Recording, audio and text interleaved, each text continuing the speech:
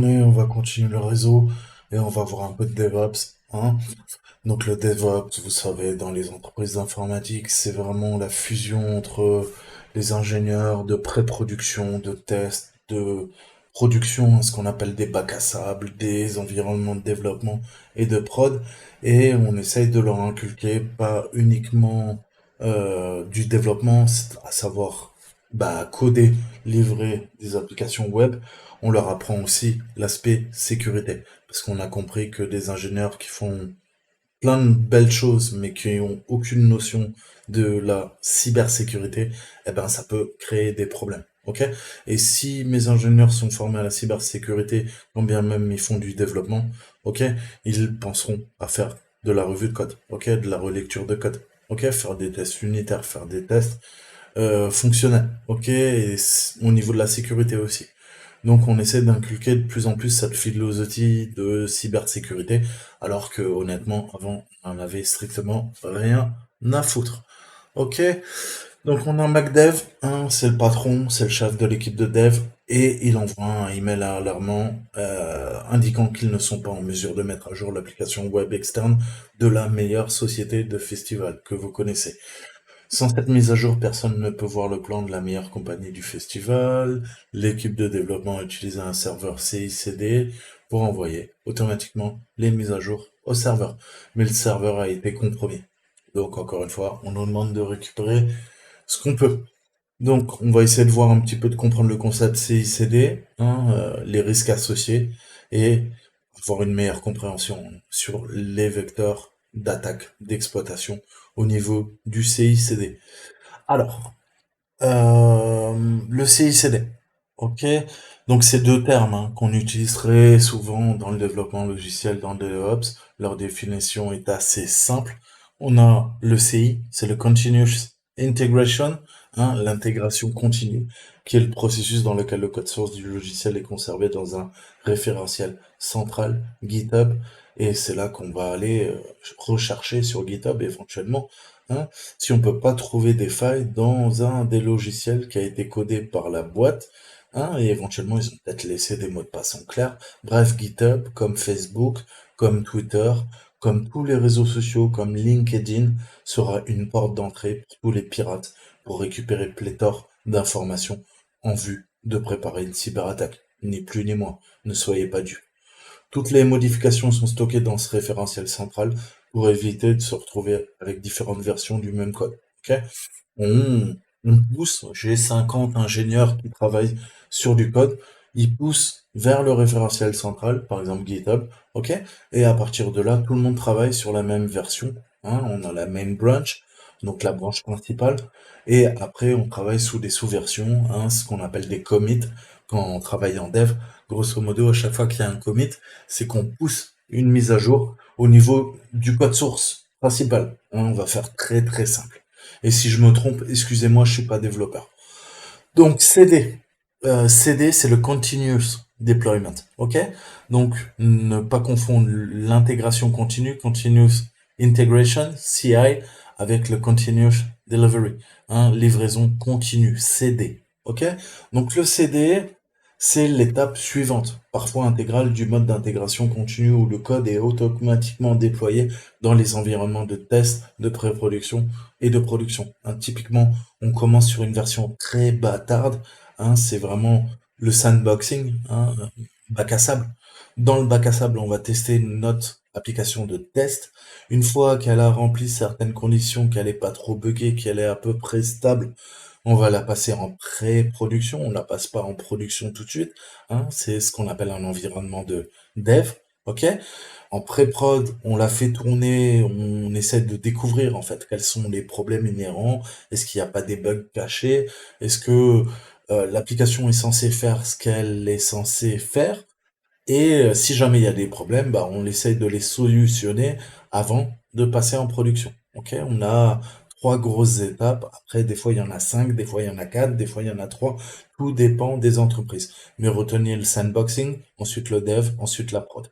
Hein, ça, c'est les trois grandes étapes majeures. Donc, la livraison continue est parfois utilisée avec l'acronyme de Continuous Deployment, hein, ou Continuous Delivery. Ça, c'est vous qui voyez. Et si vous pensez que les termes ci-dessus ne semblent pas avoir de limite claire, eh ben, vous avez bien raison. En fait, le CI, le CD et le Continuous Deployment, qui est également un autre CD, font toutes partie des meilleures pratiques, hein. C'est ce qu'on appelle en anglais du best effort. OK? Best effort, comme son nom l'indique, hein, je fais le meilleur effort. OK? Mais les meilleures pratiques, ça ne veut pas dire qu'elles sont dans les faits appliquées. OK? Ce sont des règles majeures qui sont dictées, mais aucunement les entreprises, les développeurs, les DevOps, patati patata, sont obligés de les respecter. OK? On vous dit juste, vous devriez faire comme ça, parce que tout le monde fait comme ça, et parce que c'est bien mieux de faire comme ça.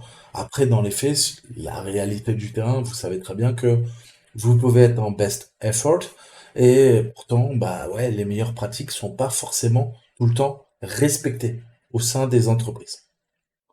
Donc, le but, c'est, hein, de rendre la livraison du code plus rapide, plus fiable. Encore une fois. OK? Donc, bien comprendre ce concept. Ensuite, CI/CD, bah, ils vont répéter ce que je vous ai dit, je pense, et un ensemble de pratiques mises en place pour permettre aux équipes de dev d'apporter des modifications, de tester leur code et de déployer l'application de manière plus fiable. Oui, bon, ok. C'est un processus continu, ou plutôt une boucle, hein, qui comprend les étapes du processus de développement logiciel. Donc l'approche d'intégration CI/CD semble être un moyen efficace d'atténuer les risques pouvant résulter de l'agrégation manuelle des modifications apportées au code, de leur test manuel, du déploiement manuel, de la version mise à jour de l'application. Toutefois, certains risques associés au processus ICDC, CIDC, CD, enfin bon bref, vous avez compris, devrait être pris en considération lorsqu'il s'agit d'une telle intégration. En tant que testeur d'intrusion, l'un de nos objectifs serait de découvrir les faiblesses du processus d'automatisation. Celles-ci peuvent varier, des autorisations de fichiers aux erreurs de configuration commises lors de l'installation d'un logiciel d'automatisation qui fait du CI/CD, et les équipes DevOps utilisent généralement des logiciels tels que Jenkins, qu'on a déjà vu lors de nos CTF, GitLab, ok, GitHub, Bamboo, AWS Code Pipeline. C'est la solution d'Amazon, ok, pour automatiser les étapes CI/CD. Résumé ci-dessous. Donc, qu'est-ce qu'on peut avoir comme risques majeurs qui sont liés à une intégration CI/CD? On peut avoir des problème au niveau de la sécurité des accès. Le nombre croissant de points d'intégration peut rendre la gestion des accès difficile. Tout composant intégré au processus peut nécessiter un accès partiel ou total à un autre composant. Dans ce cas, autoriser trop d'accès peut également ouvrir un chemin vers une activité malveillante. Ok? Donc là, tout le temps, on se basera, hein, si on veut sécuriser un tant soit peu l'infrastructure, sur ce principe de least privilege, hein, de privilèges moindres. Ok? Je te donne uniquement les privilèges que tu as besoin. Et ça, c'est pas propre au cloud, c'est pas propre à une application web, c'est pas propre à un système d'exploitation, c'est une philosophie. Ok? À partir du moment où tu travailles au sein de mon système d'information, au sein de mon système d'exploitation, que tu as un poste client qui se connecte à d'autres machines, eh ben, je vais te donner le moins de droits possible, ok? Le moins de privilèges possible. Juste ce qu'il te faut pour que tu puisses bosser, mais pas plus. Et ça, malheureusement, bah, dans les entreprises, encore une fois, on en parle. Est-ce que c'est respecté dans les faits? Parfois oui, parfois non. Les autorisations, hein. Donc, bah, les composants sont connectés les uns aux les autres, avec les autres, pardon, comme je vous le disais, et effectuent leurs tâches avec des comptes utilisateurs. Comme pour la sécurité d'accès, les autorisations des utilisateurs doivent être vérifiées. Ensuite, on a les clés et les secrets, hein. De nombreuses intégrations se font à l'aide de clés d'interface de programmation, clés d'identification, etc., etc., ou de secrets, hein, alors secret, attention, c'est pas secret au sens premier, c'est secret au sens cryptographique, hein, et je vous conseille d'aller voir ce qu'est un secret en cryptographie. Donc ceci devrait être sécurisé, sinon n'importe qui pourrait potentiellement accéder aux ressources à l'aide de cette méthode d'authentification. Ensuite, la sécurité des utilisateurs. Les comptes utilisateurs sont un autre vecteur d'attaque efficace, souvent utilisé par les cybercriminels. On se sert constamment de comptes d'usurpation de comptes utilisateurs pour pouvoir parvenir à nos fins. Hein, vous me voyez constamment faire ça en CTF. Je vais voler le compte de quelqu'un pour voler le compte d'un autre, pour voler le compte d'un autre. Ok? En termes d'escalade, on parle ça de pivotement latéral. Je vais passer d'un compte à un autre jusqu'à pouvoir faire mon pivotement vertical. C'est ce qu'on appelle une privesque, hein, une escalade de privilèges, pour passer administrateur. Mais parfois, il me faudra, et très souvent c'est le cas, passer d'un compte à un autre, 1, 2, 3, 4, 5, 6, 7, 8, 9, 10, jusqu'à trouver le compte qui me permettra d'escalader mes privilèges au compte NT System sous Windows ou root. Hein. Donc ça, c'est les techniques qu'on utilise, hein, en tant que pirate. Donc tout utilisateur ayant accès au référentiel du code source, hein, si on doit parler par exemple de Git, peut inclure un composant malveillant dans la base de code et être inclus dans l'application déployée. Donc vous comprenez bien que c'est une aubaine pour les pirates, puisqu'à partir du moment où je vais pouvoir compromettre un compte, je vais pouvoir développer un virus, hein, je vulgarise, hein, un virus, ok? C'est plus compliqué dans les faits, mais je vais développer un virus que je vais pouvoir déployer en tant que personne légitime, ayant accès au référentiel. Je vais me faire passer pour un des développeurs et je vais dire, eh, j'ai bossé sur ma partie de code, on devrait merger, hein, on devrait fusionner mon bout de code avec le bout de code principal. Et à partir du moment où il y a un merge, il y a une fusion, hein, il y a un commit, et ben c'est comme ça qu'on arrive à pirater en fait les applications des autres. Hein, c'est pas rare d'avoir des gens mal intentionnés qui disent à une personne sur GitHub, bah écoute, je vois que ton repo il est plus maintenu. Écoute, ton application est vraiment bien. Moi, je me propose, vu que tu n'as plus le temps de le faire, donne-moi tous tes accès GitHub et je vais continuer de mettre à jour l'application que tu as créée. Ok? Je vais soit faire des forks, soit je vais continuer à travailler sur la branche principale. Et bah écoute, je vais te remplacer. Je suis quelqu'un de bien, j'ai envie de t'aider. Moi, ton application me plaît.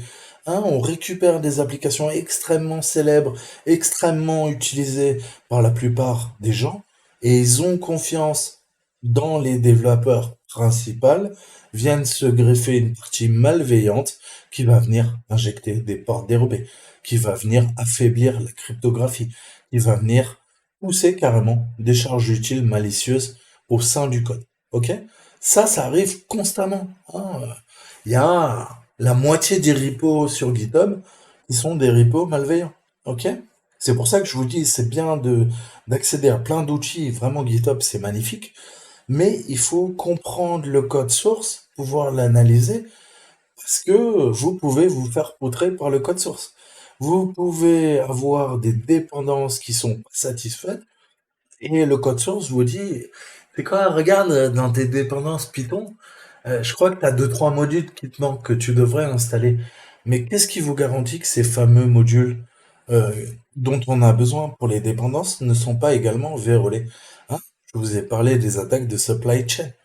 Eh ben, malheureusement, on croit à tort que le monde de l'open source, c'est un monde magnifique. Tout le monde se connaît, tout le monde se fait des bisous, tu peux relire le code, donc jamais il y aura de code malicieux. Détrompez-vous. Il y a une dernière étude qui a été faite là il y a quelques mois par le NIST, dont je vous ai déjà parlé, et le FBI. Et il y a maintenant, aujourd'hui, puisque tout le monde travaille en open source, il y a même presque autant de portes dérobées, de backdoor, de virus dans des solutions open source, ok, que dans des solutions closed source, ok. Donc avant on disait, et c'était pas faux, hein, l'open source c'est bien parce que ça sécurise, parce que voilà, il peut y avoir un audit de code, c'est vrai, mais la vérité, c'est que 95% du code source qui est sur GitHub il est jamais relu. Il est jamais relu. Donc si vous ne relisez pas le code, hein, il y a des chances que vous vous fassiez pirater. Hein, et c'est pas parce que c'est sur GitHub que le code que vous exécutez, que vous allez télécharger quand vous faites votre git clone, eh ben il est sûr. Il peut y avoir des virus. Il peut. Et croyez-moi, il y a tellement de distributions, il y a tellement de repos, de référentiels sur GitHub que on ne peut pas tout vérifier. C'est à vous de le faire. OK? Et ça sera le meilleur moyen d'avoir confiance et de vous faire pirater. Comme télécharger un jeu vidéo, tout ça. Il y a plein de teams qui font du Juarez, qui vous donneront des jeux vidéo sans aucun virus. À l'inverse, si vous connaissez pas les teams et vous savez pas comment télécharger vos jeux piratés, vous allez vous faire pirater. Vous allez avoir des jeux piratés, mais ça sera pas comment dire, l'ISO officiel, entre guillemets, hein, des teams de Juarez. Vous allez récupérer une copie et quelqu'un aura récupéré le travail d'autres teams qui font que ça, hein, pirater des logiciels, et il va injecter sa propre backdoor, son propre virus, et vous allez vous faire infecter. Ok? Donc ça peut arriver, hein, ça arrive tous les jours en fait. Donc ça, c'est le principe de supply chain. Hein. J'ai une équipe de Juarez qui pirate tous les jeux vidéo parce qu'ils pensent que la propriété intellectuelle, ça devrait pas exister et qu'on devrait tous pouvoir avoir accès, au moins même à un jeu vidéo pour le tester avant de l'acheter, si on veut supporter les développeurs, hein, ce qui est normal. Eh ben, vous allez avoir quelqu'un qui va récupérer l'ISO, qui va l'infecter. Ok. Vous avez des ISO gratuits de Windows que vous pouvez télécharger pour le tester, et vous avez des ISO qui sont vérolés et qui sont disponibles sur la plupart des sites de torrent. Ok. Donc, encore une fois, il y a des librairies Python, Ruby, etc.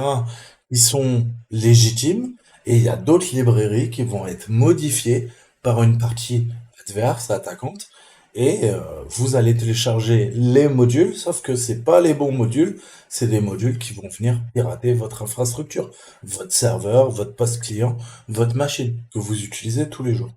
Hein, ça, c'est le principe d'attaque de supply chain. C'est comme une attaque de l'homme du milieu, mais ça ne se fait pas au niveau du réseau. Ça ne se fait au niveau de, justement, du développement. OK? Et donc, je m'explique. Alice parle à Bob sur Internet et il y a une partie adverse qui intercepte les communications et qui va modifier, hein, ce qu'envoie Alice à Bob et ce que Bob envoie à Alice. Ok, ça c'est du réseau. Là, voyez autrement. Là, Alice va envoyer son application à GitHub. GitHub, eh ben, il peut être aussi piraté et il peut y avoir des modifications qui sont faites. Et quand Bob télécharge l'application qu'Alice a mise sur GitHub, Bob se fait pirater. Pourquoi? Parce qu'il n'y avait pas qu'Alice Boff. Il y avait des méchants garçons sur GitHub, sur GitLab, sur n'importe quel référentiel, Jenkins, AWS, ok? À partir du moment où ils compromettent l'infrastructure, et regardez, hein, tapez sur Google, vous allez voir que GitHub, GitLab, ils sont déjà fait pirater. Ok. Et ça a permis aux pirates de pousser des virus, des portes dérobées, etc., directement dans les logiciels. Ok. Donc vous pensez télécharger quelque chose de légitime. En fait, il y a eu quoi? Il y a eu une attaque de l'homme du milieu. Il y a eu du tampering. On a ajouté du code au code que vous voulez utiliser. Et à partir de là, bah, il y a un problème. Ok. Donc tout ça, c'est extrêmement sensible. Hein. Toutes les attaques de supply chain sont basées là-dessus. Ok. Vous voulez ajouter du code, modifier votre code, le rendre public. Oui, mais qu'est-ce qui vous garantit qu'il n'y a pas des méchants qui ont modifié votre code et qui l'ont distribué à d'autres et même qui ont pris le contrôle sur votre repo GitHub et vous poussez des versions et vous vous rendez même pas compte que eh ben, les versions que vous poussez, elles sont modifiées, elles ont été tempérées. Hein, j'utilise un anglicisme, elles ont été modifiées pour prendre le contrôle sur tous les PC qui téléchargeront votre application, votre code, etc., etc. Bref, vous voyez où je veux en venir. Donc, Revenons à l'exercice d'aujourd'hui. On a le Grinch qui a mis en place sa propre version d'un pipeline, hein. Le principe de pipeline, vous le retrouverez partout en informatique quand on parle de pipeline au niveau du développement. C'est euh, pipe, hein, c'est le tube, hein. Un pipeline, vous savez ce que c'est, hein, ça fait transiter du gaz, du pétrole. Et ben là, voyez-le comme ça. Le pipeline, en fait, hein, c'est de la conception jusqu'à la livraison de mon application, j'ai un pipeline, ok? Je vous ai dit, on parle en termes de temporalité. Quand je dois livrer un projet au client, entre sa phase de conception qui a été pensée en amont et sa livraison, ok, en aval, et là, le client peut en jouir, il s'est passé de nombreuses étapes, et toutes ces étapes sont passées dans le pipe, ok? C'est ce qu'on appelle le pipeline, en fait. C'est toutes les conditions, toute la méthodologie, tous les tests qui ont été faits et toutes les montées de version d'un logiciel. Hein, ça, c'est vraiment purement et simplement de l'ingénierie logicielle. C'est ce qu'on vous apprend quand vous voulez être ingénieur, développeur. Ok? Donc voilà, le pipeline, voilà. À partir du moment où le pipeline est complet, l'application a été livrée et il y a tout ce processus itératif qui a été fait pour pouvoir livrer l'application en temps et en heure dans de bonnes conditions. C'est pour ça qu'on parle de pipeline. Ok? Donc là, il a utilisé des scripts Bash, hein, comme vous connaissez le langage Bash, qui nous permet d'interagir sous Linux Unix. Via quoi? Via nos terminaux. Ok? Via le terminal, j'exécute soit du SH, soit du Bash, soit du ZSH, soit du KSH. Bref, on a plein de Bash différents. Ok? Et les tâches planifiées peuvent être automatisées euh, au sein du processus. Ok? Donc là, on a une adresse IP et on va commencer à énumérer la machine. Je vous ai parlé de GoBuster, je vous ai parlé de DearBuster. Là, on va utiliser Derb, ok? Qui est un autre logiciel qui est pas mal aussi. C'est pas mon préféré, mais aujourd'hui, on va voir comment l'utiliser. Et cette fois-ci, on n'utilisera pas de dictionnaire. C'est-à-dire que, en fait, si, ça va utiliser un dictionnaire, mais c'est celui par défaut. Je lui donne juste l'adresse IP de la machine. On va voir ce qu'il nous trouve.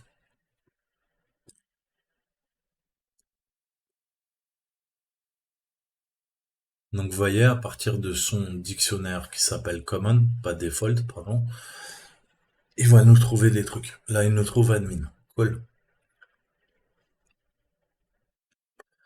Donc ça, c'est le principe d'énumération par force brute, hein, puisque je vais tester plein de possibilités qui sont dans un de mes dictionnaires. Et là, il nous dit, bon, j'attends pour les cadeaux, hein, le loot. Et cette chaîne sera mise à jour régulièrement et nous montrera le contenu des cadeaux. Donc là, on voit qu'on a plusieurs fichiers TXT.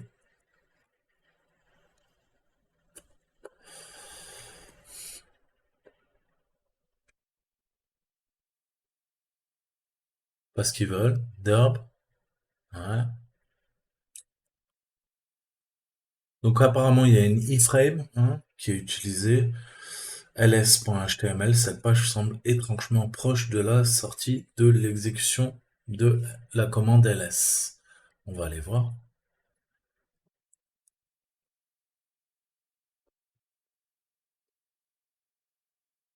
ls.html.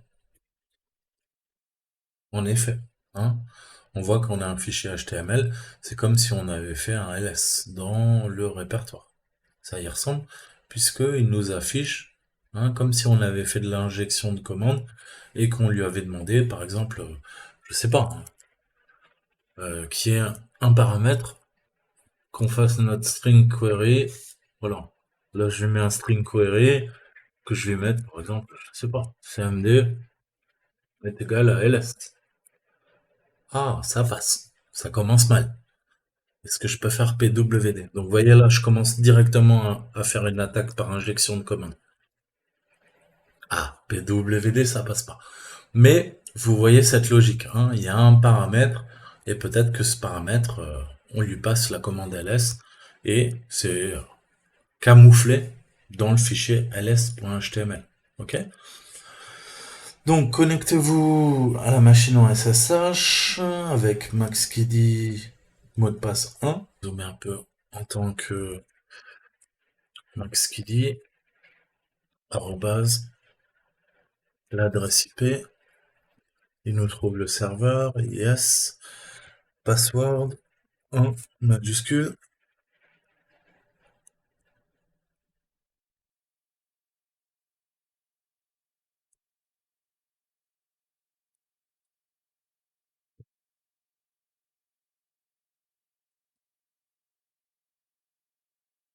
Ok, on est dans la machine. Alors, qu'est-ce qu'ils nous disent?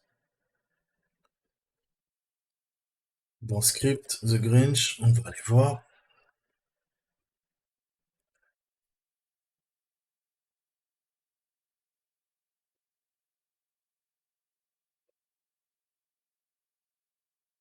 Ah, le problème, c'est que j'ai pas les droits.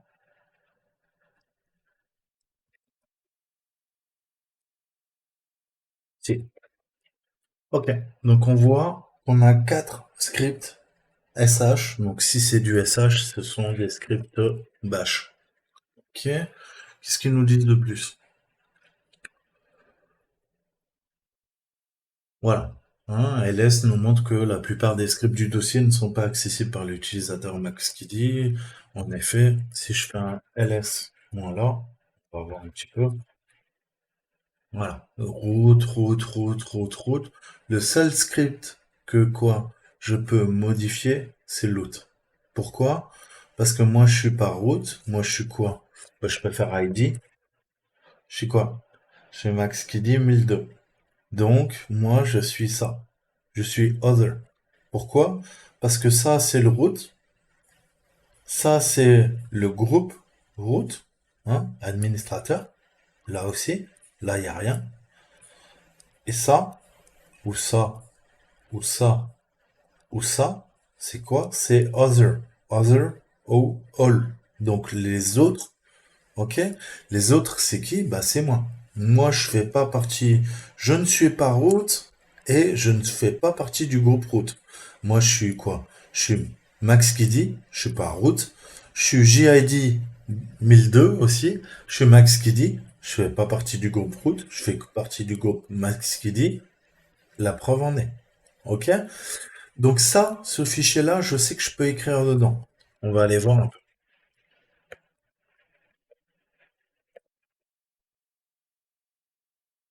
Ah, intéressant. On voit qu'on a bien un script bin bash. Ok? Et qu'est-ce qu'il fait? Il fait un ls dans le home, dans Gritch, dans loot, et il redirige tout vers var www.html ls. Eh ben, c'est exactement ce qu'on a vu. Ok?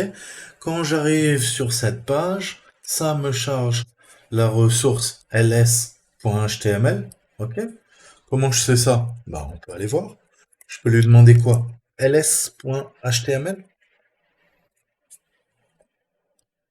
C'est marrant. C'est exactement ce que je retrouve là. Mais c'est normal. Qu'est-ce que fait le script? Le script, il récupère tout dans l'autre, redirection. Il l'écrit dans quoi?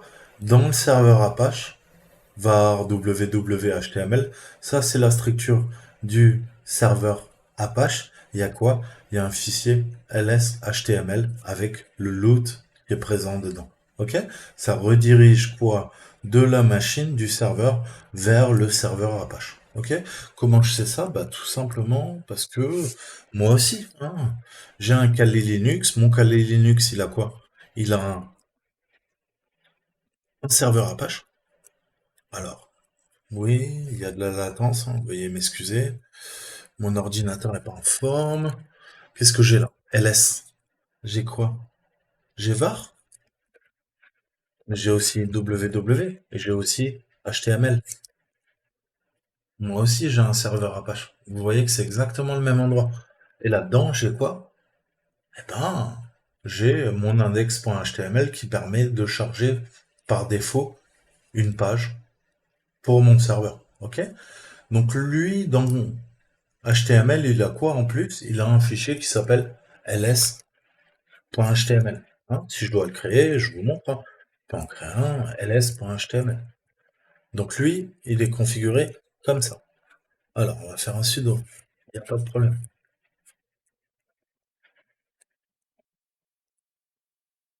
Ok?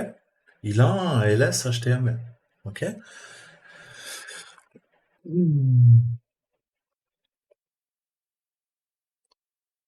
Le code est simple. Il exécute la commande ls, il imprime toute la sortie. Alors, imprimer, hein, vous savez, c'est prendre, afficher sur l'écran.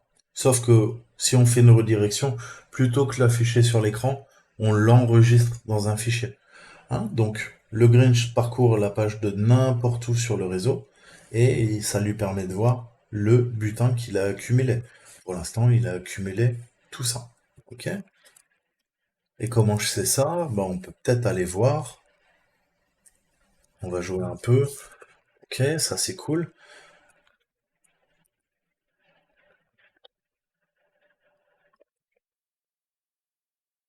Ah, ok, c'est exactement ça. On a vu que dans l'autre, on a ça. Est-ce que je peux les lire? Non, il n'y a rien dedans. Ou j'ai pas les droits. À mon avis, j'ai pas les droits. Je peux quand même les lire. Ça veut dire que c'est vide. Ou pas. Vide. Donc les deux premiers sont vides. Test. Vide. Vide. Donc on a quatre fichiers, il nous les affiche là, mais il n'y a rien dedans. Ok? Continuons.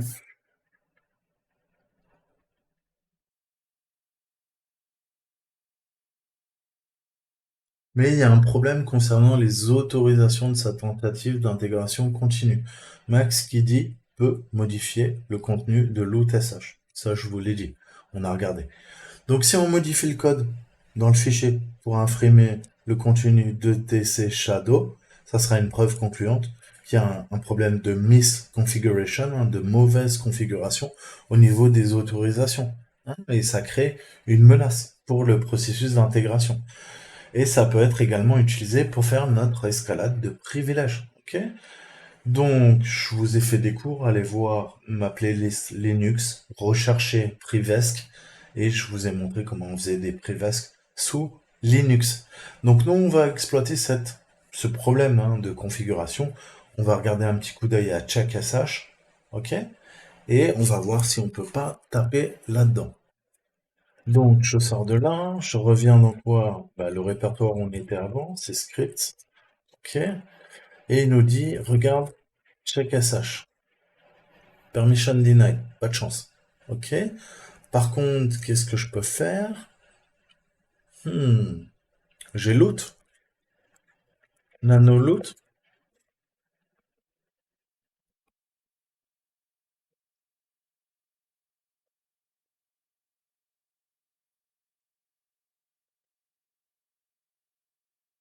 sauvegarde, ah ça a sauvegardé.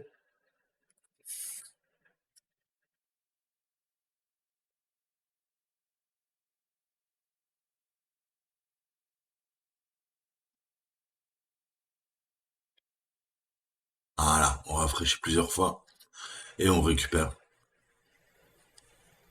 Parfait, le H du Grinch, ok. Donc là, on commence à être bien. Je me rappelle plus des questions, ce qu'il y avait. Pop, pop, pop, pop, pop, pop. Donc combien il y a de scripts? On a vu qu'on en avait 4. Hein. Si je retourne sur un ls, on a check, cleanup, load et test. Hein. Ils ont tous l'extension .sh, ce sont tous des scripts bash, ok? Qui est le langage qui nous permet d'interagir là dans le terminal. Ensuite, quels sont les 5 premiers caractères? Ah non, les 5 caractères qui suivent le $6G dans Paper. On va aller récupérer ça. Ok, donc ça nous donne en fait la crypto. Ok. Comment je peux savoir ça? C'est qu'il y a des soldes, et sur les Debian Base, on peut utiliser MKPass. Ok. Et ça va nous permettre de générer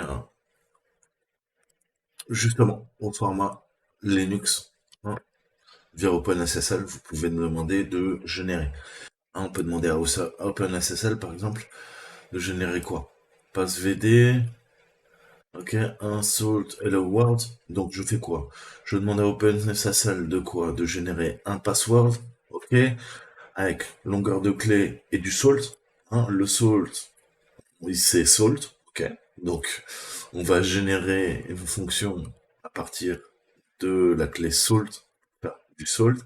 Et le salt, je vous l'avais expliqué en cryptographie, ça permet de compliquer la tâche des hackers, puisqu'ils doivent pas seulement retrouver le hash, casser le hash, mais ils doivent aussi casser le salt. Ok, donc ça, c'est un petit peu plus compliqué.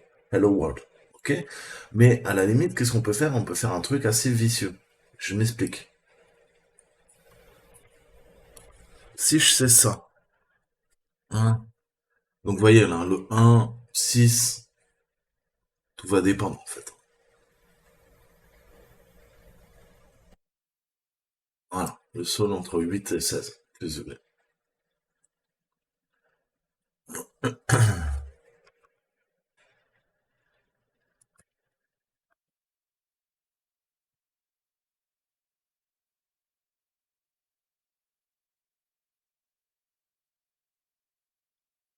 Ok, je passe comme en mode Debian. Et ça, à mon avis, c'est quoi? C'est du champ. Alors, on va vérifier. Name that hash text.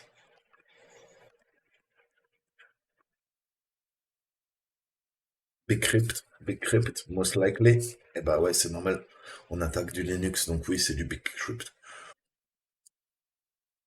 Paper. J'ai tellement mis de trucs. Ça, c'est son solde. Euh, donc, ZUP 42, je dirais. C'est ça. Et ensuite, qu'est-ce qu'il nous demande? Quel est le content du flag? Alors, ok, j'ai ZUP 42, ok. Donc,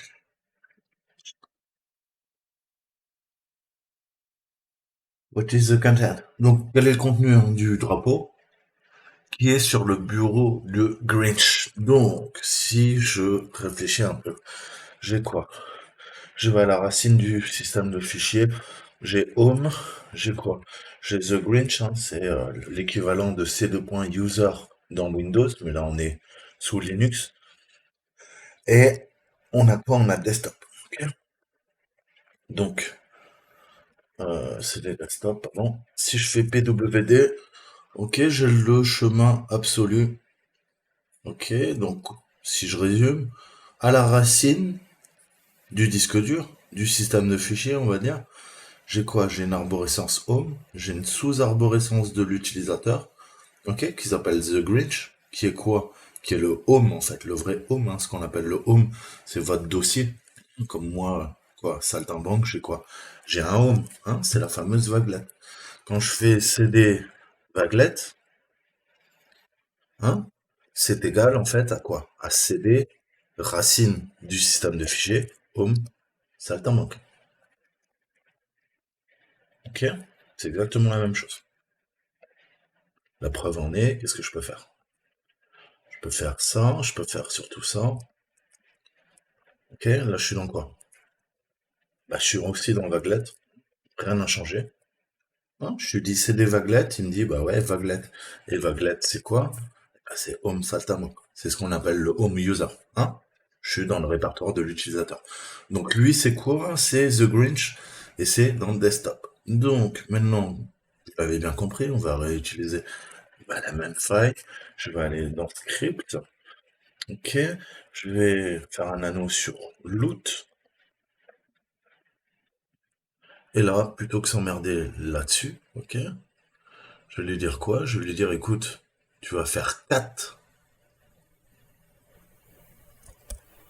hein, 4, alors, je suppute, hein, qu'il y a quoi? Qu'il y a un fichier qui s'appelle flag.txt, et je me lui demande de me l'afficher.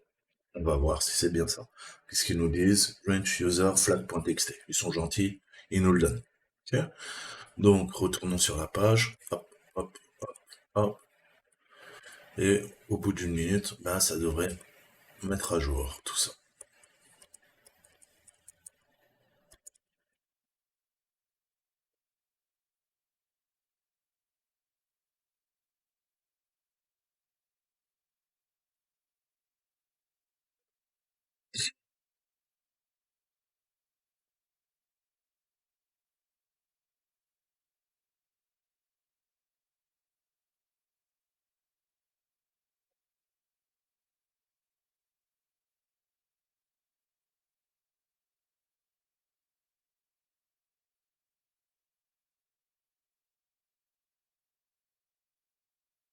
Là. Ok. Donc c'est ça qu'il faut retenir. Au début, on a du mal en fait à comprendre les interactions entre le serveur web, se dire derrière qu'il y a une infrastructure. C'est quoi l'infrastructure? Bah, il y a un serveur Apache, il y a un Linux qui fait tourner tout ça, et bah, ton serveur, en fait, il est présent dans www.html. Ok? Donc, vous voyez comment on peut interagir sur le serveur web? Bah, c'est normal, puisque on est en train de travailler, de modifier hein, la logique de l'application web, du serveur web, via le serveur Linux qui l'héberge. Voilà. Bah écoutez, j'espère que ça vous a plu. Je vous dis à très bientôt pour une nouvelle vidéo. Yep. Bon, bah écoutez, hein, on va faire un peu de Grinch Days Off. On va voir ça. Bah, ça sera dans une prochaine vidéo. On va pas s'emmerder.